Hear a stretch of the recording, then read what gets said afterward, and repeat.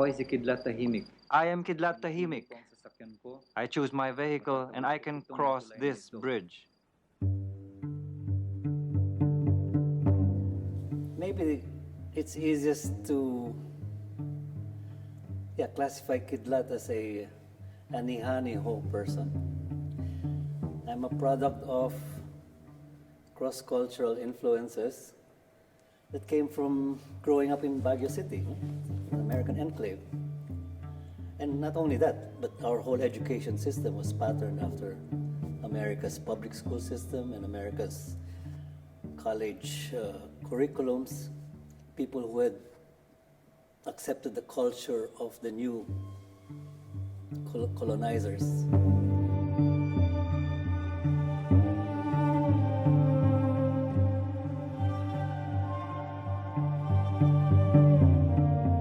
The Americans transplanted an American enclave, city, military base, town in the middle of this very rich indigenous culture. I grew up as being able to frame the world almost like with the American dream as part of my makeup.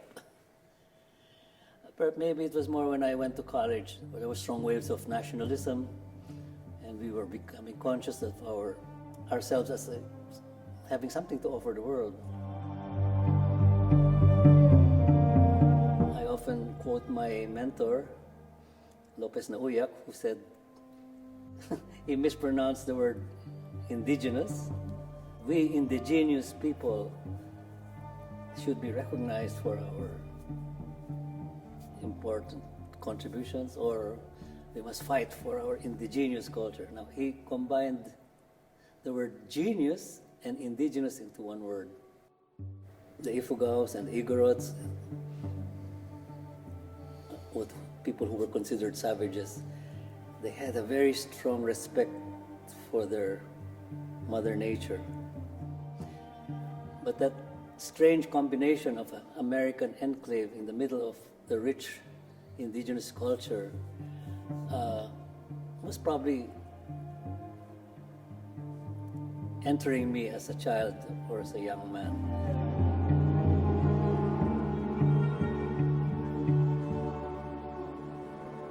I started to make a film in 1975, the year Kidlat was born, my son. I was now trying to deal with my discomfort having grown up with this American culture. After a volcano, there's all that fine dust, and it settles, but you don't realize it's covering everything that's unique on the contour. You know, your unique hills and rivers and fields become one gray desert. But that's what happened culturally to Filipino culture. And we have 7,000 islands. There's so many diversities. We have 87 languages. But I fell into the trap of the perfume nightmare.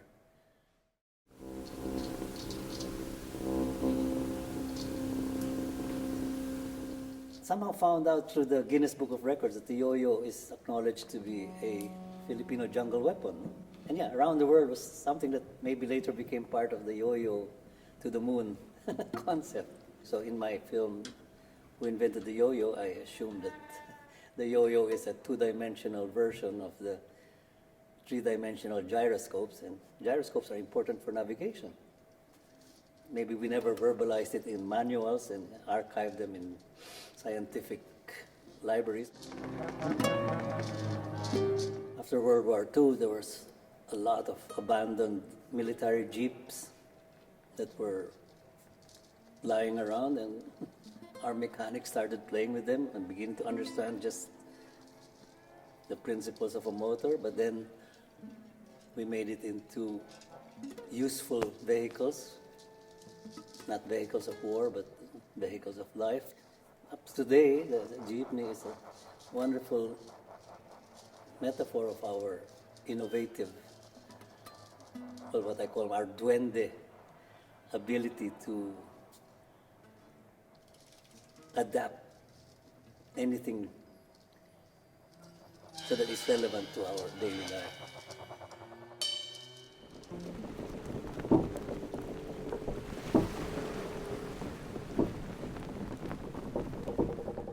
The slave of Magellan, who could have been, by circumstance, the first person to circumnavigate the globe. These are outer circumstances that enabled him to go around and come back to an island where he could speak the language. Became a ground for me to talk about the indigenous as a survivor. But by combining this before and after knowledge and choosing the best, he survived and became the first circumnavigator. Now, this is just a metaphor for what we could also do today as Filipinos. Research, Gottlieb. Don't be a dilettante. I was taking daily pictures of, like any parents said, oh, what your children do is cute.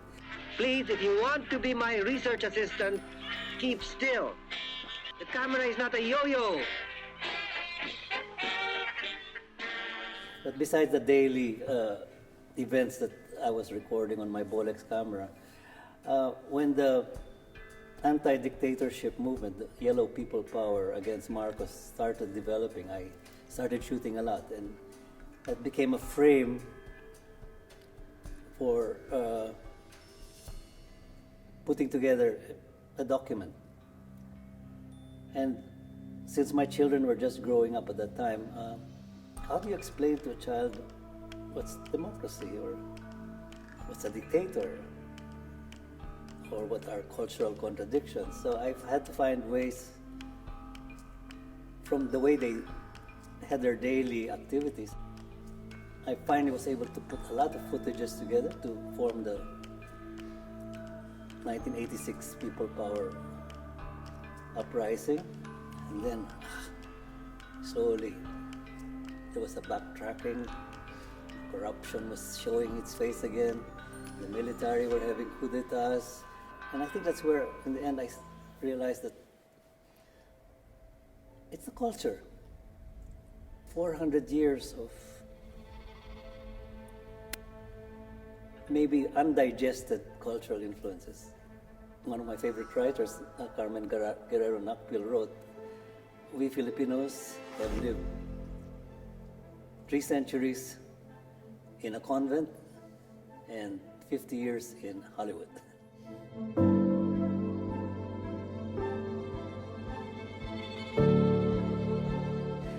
With film as a commodity, there are a genre that is, okay, comedy, and you write down very calculated lines so that people will laugh and comment.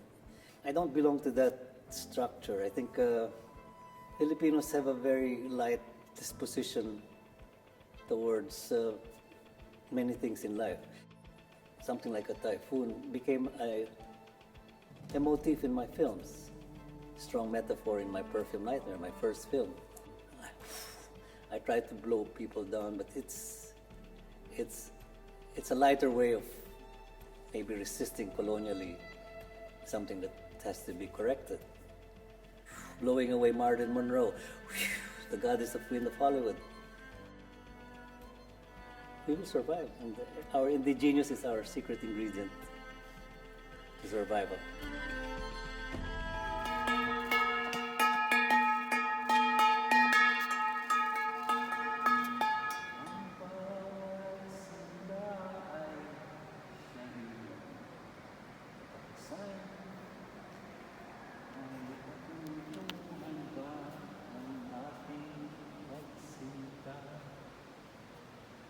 Sa unang tingin